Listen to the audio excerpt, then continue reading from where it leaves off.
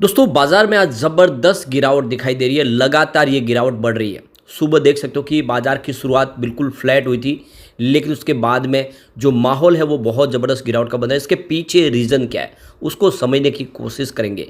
Market expert क्या कह रहे हैं बाजार को लेकर, क्या इस समय गिरावट में हमें भी प्रॉफिट बुक करके निकल जाना चाहिए या फिर अभी इस समय डिप में खरीदारी का मौका बन रहा है।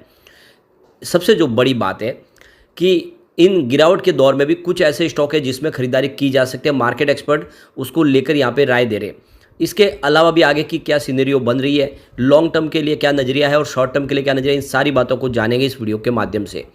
लेकिन फ्रेंड उससे पहले अगर आप पहली बार हमारे चैनल पे आए तो चैनल को सब्सक्राइब कर दीजिए, एक बेल आइकॉन दबा दीजिए ताकि जब भी नया वीडियो बने पहला नोटिफिकेशन आपको मिले। वीडियो पसंद आए तो लाइक शेयर जरूर कीजिए।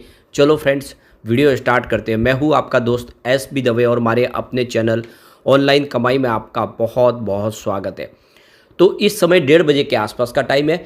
BSE सेंसेक्स 72,684 के स्तर पर है, जहां पे 781 पॉइंट की भारी गिरावट देखने को मिल रही है, यानी 1.06% डाउन है BSE सेंसेक्स और इंट्राडे में 72,600 तक पहुंच गया है। अब आप देख सकते हो कि ये जो गिरावट है 800 पॉइंट से ज़्यादा की है। तो कुल मिला के देखो कि माहौल एक तरह से पूरा निगेटिव दिखाई दे रहा है और BSE सेंसेक्स ने सुबह वैसे शुरुआत ग्रीन की थी, लेकिन वो तेज़ी बन नहीं पाई। अब ओवरऑल सभी इंडेक्स में बहुत ज़्यादा गिरावट है। निफ्टी के चाहे मिड कैप हो स्मॉल कैप हो, सभी जगह पे आपको गिरावट देखने को मिलेगी और स्पेशली जो सबसे भारी भरकम गिरावट है वो निफ्टी स्मॉल कैप 50 के अंदर है। 1.67% की बड़ी गिरावट, यानी स्मॉल कैप की ज़बरदस्त पिटाई हो रही है। निफ्टी स्मॉल कैप 250 भी 1.37% डाउन है। इसका मतलब आज जो गिरावट की चपेट में आ गए वो है स्मॉल कैप। इस गिरावट में भारी नुकसान हो रहा है। अब यहाँ पे इसके बाद में अगर गिरावट की संभावनाओं को देखें तो वो आपको निफ्टी के ऊपर के इंडेक्स में देखने को मिलेगी, जिसमें निफ्टी 50 1.07% डाउन है और निफ्टी नेक्स्ट 50 1.19% डाउन है। इसके अलावा निफ्टी 100 में भी 1% के आसपास की गिरावट है और निफ्टी 200 में भी 1% के आसपास की गिरावट है। कुल मिला के निफ्टी के ऊपर के इंडेक्स में लगभग 1% के आसपास की गिरावट सभी जगह है। थोड़ी सी अगर राहत कहीं दिखाई दे वो है निफ्टी मिड कैप 50 और निफ्टी 100 में, क्योंकि ये गिरावट थोड़ी सी कम है। निफ्टी मिड कैप 50 में इस समय देखें तो आपको गिरावट जो है वो यहाँ पे थोड़ी सी कम दिखाई देगी, यानी 0.77% की गिरावट है। निफ्टी मिड कैप 100 में लगभग 0.94%, यानी आप ये गिरावट देख सकते हो 1% के आसपास है। ओवरऑल देखें तो जो सबसे भारी नुकसान हो रहा है स्मॉल कैप का, उसके बाद में निफ्टी के बड़े इंडेक्स में मिड कैप थोड़ा सा आज बचा हुआ दिखाई दे रहा है। अब अगर हम सेक्टरल इंडेक्स की बात करें तो ओवरऑल सभी इंडेक्स बहुत ज़्यादा लाल है, सिर्फ निफ्टी ऑटो को छोड़ के। निफ्टी ऑटो आज पॉजिटिव है, बाकी सभी के सभी इंडेक्स में भारी भरकम गिरावट देखने को मिल रही है। अब इस गिरावट में जो सबसे बड़ी गिरावट है तो वो आपको निफ्टी मेटल में दिखाई देगी। 1.67% की काफ़ी बड़ी गिरावट है और उसके बाद अगर आप गिरावट देखेंगे तो वो निफ्टी फार्मा में दिखाई देगी, 1.48% की गिरावट है। और उसके बाद में गिरावट जो ज़्यादा है तो निफ्टी FMCG में भी 1.82% की बड़ी गिरावट देखने को मिल रही है। निफ्टी हेल्थ केयर में भी 1.31% की गिरावट है और यहाँ पे निफ्टी फाइनेंशियल सर्विस में भी 1.30% की गिरावट है और निफ्टी बैंक की बात करें तो यहाँ पे 0.67% की गिरावट है। अब PSU बैंक में भी गिरावट है 0.36% की, लेकिन निफ्टी प्राइवेट बैंक में गिरावट बड़ी है, 0.80% की गिरावट है। तो कुल मिला के आप देख सकते हो कि सभी के सभी इंडेक्स धराशायी हो चुके हैं, सिर्फ निफ्टी ऑटो छोड़ के। आप देख सकते हो कि बहुत ज़बरदस्त गिरावट का माहौल बना हुआ और ये बाजार के लिए शुभ संकेत नहीं है।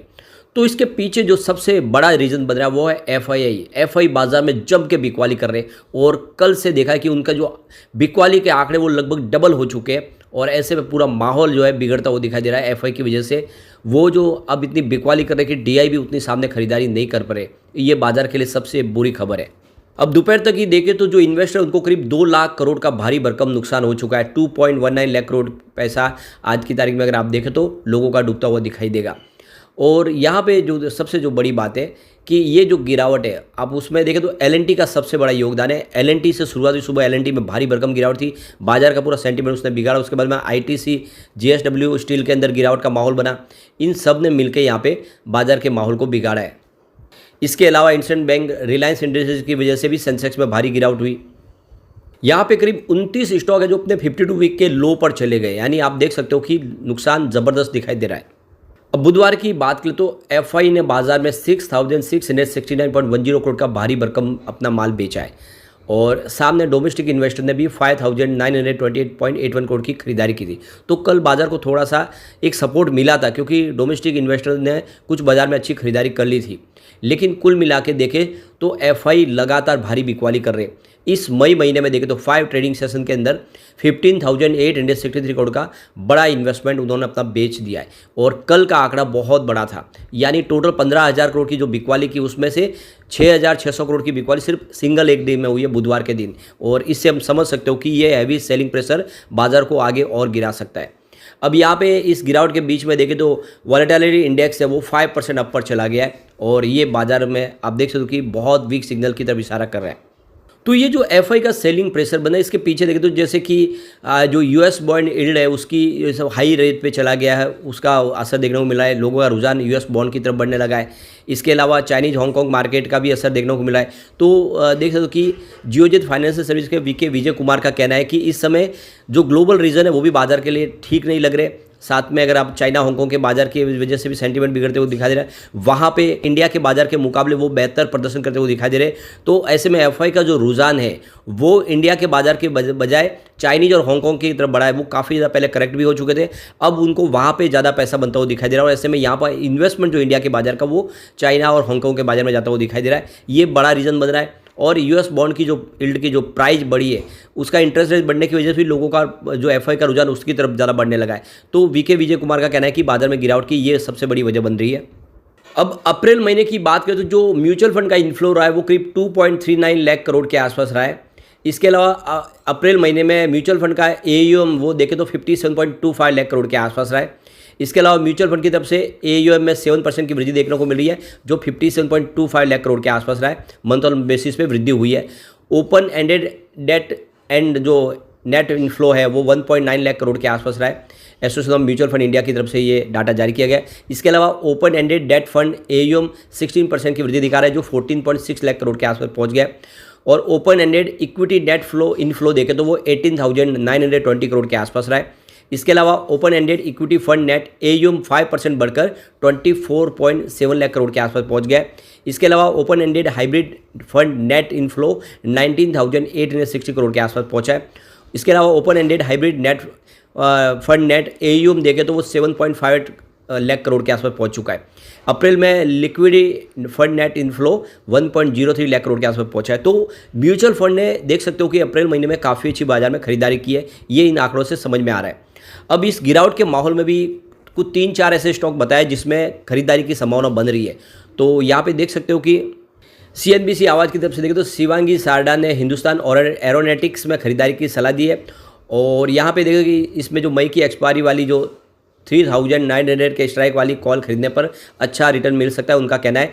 इसमें 183 के स्तर पर खरीदारी करें, इसमें 210 के टारगेट देखने को मिल सकते हैं। साथ में 160 का एक स्टॉप लॉस आपको लगाना चाहिए। दूसरा जो स्टॉक यहाँ पे बताया गया तो वो है राजेश सतपुते ने टाइटन की खरीदारी की सलाह दी है। टाइटन में 3,315 के स्तर पे खरीदारी की सलाह है, और इसमें जो फ्यूचर में 3,400 के टारगेट देखने को मिल सकते हैं, और आपको स्टॉप लॉस 3,275 का लगाना है। तीसरा जो स्टॉक आप दिखाए तो वो यहाँ पे मारुति सुजुकी के बारे में बताया। अमित सेठ ने खरीदारी की सलाह दी है।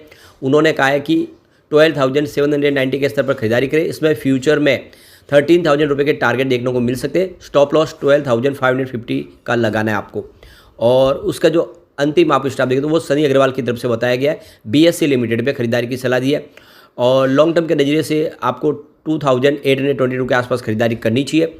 और मध्यम अवधि में अगर आप देखें तो ये 3,400 के टारगेट देखने को मिल सकते हैं। तो BSE में खरीदारी की सलाह। तो इस तरह से ये 4 स्टॉक है जो गिरावट में खरीदारी के लिए कहे जा रहे हैं। आप अपने हिसाब से निर्णय ले सकते हैं। लेकिन फ्रेंड, कोई भी इन्वेस्टमेंट करने से पहले अपने फाइनेंशियल एडवाइजर से पढ़ाई ले ले या अपना खुद का रिसर्च करें, क्योंकि मैंने वीडियो आपके एजुकेशनल पर्पज़ के लिए ही बनाया। वीडियो पसंद आए तो लाइक से जरूर कीजिए और चैनल को सब्सक्राइब कर दीजिए। Thank you friend.